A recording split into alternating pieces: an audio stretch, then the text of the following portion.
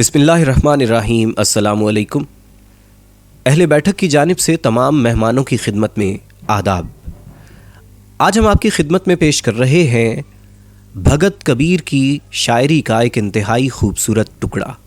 तो आइए आज की बैठक शुरू करते हैं।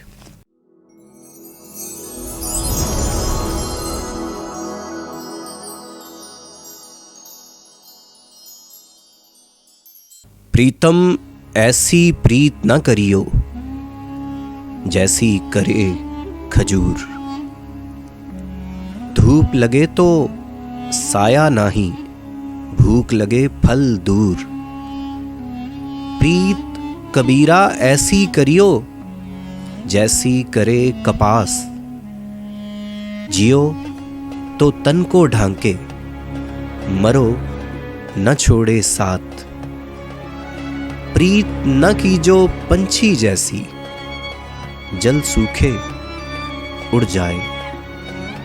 प्रीत तो कीजो मछली जैसी, जल सूखे मर जाए।